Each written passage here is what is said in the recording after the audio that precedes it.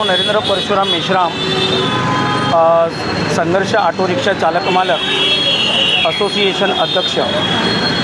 Sir, गेल्या आम्ही 25 वर्षापासून इथे रिक्षा व्यवसाय करत आहोत आणि आता हे एक आठवडा झाला इथून जे काही संघटनेच्या लोकांनी पत्रव्यवहार केला हे स्टँड हटवण्यासाठी, आणि त्याच्यामुळे वाहतूकचे जे अधिकारी आहेत त्यांनी कारवाई केली आणि इथे रिक्षा लावायला देत नाही आहे।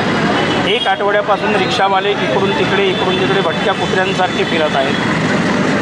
साहेब, हे रिक्षा स्टँड कुठपासून आहे, म्हणजे नालासोपारा स्टेशनपासून तर कुठपर्यंत? हे नालासोपारा स्टेशनपासून हायवेपर्यंत आहे आणि बाजूचा जो स्टँड आहे तो संतोष भवन ते बिलाल पाड्यासाठी ती एक लाईन देण्यात आली होती आणि हायवे आणि धानुबागसाठी ही लाईन देण्यात आली होती। तर हायवेची लाईनच काढण्यात आलेली आहे। मग मागील काही लोक भाडे नाकारता आहेत, म्हणजे हायवेला जात नाहीत, अशा लोकांवर काय आपलं काय म्हणणं आहे? सर, ॲक्च्युली संध्याकाळच्या वेळेस असा प्रॉब्लेम होता की धानुबागला जे काही रिक्षा चालक आहेत लाईनीमध्ये गाड्या लावतात पण ते धानुबागला जात नाही, त्यांच्यावरती कठोर कारवाई करण्यात यावी आणि त्या लोकांनी जर जात नसेल तर त्यांच्यावरती परवाना उल्लंघनसारख्या म्हणजे केसेस होणे गरजेचं आहे ही भविष्यामध्ये, जेणेकरून ते असे वागणार नाही। हे स्टँड आपण कधी रजिस्टर केलं होतं? सर, हे स्टँड आपण मार्फत 2020पासून आपण स्टँड रजिस्ट्रेशनच्या याच्यावरती हे केलेलं होतं आणि ते स्टँड आपण रजिस्ट्रेशन करून गेलेलं आहे महासंघामार्फत, आणि संघटनेचे जे काही लोक होते त्या सगळ्यांनी एकत्र येऊन हे स्टँड रजिस्ट्रेशन केलेले आहे। पण महानगरपालिकावाल्यांनी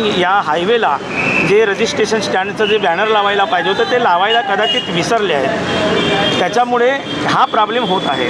पुढील व्हिडिओ पाहण्यासाठी प्रभात समाचार यूट्यूब चॅनलला सबस्क्राईब करा।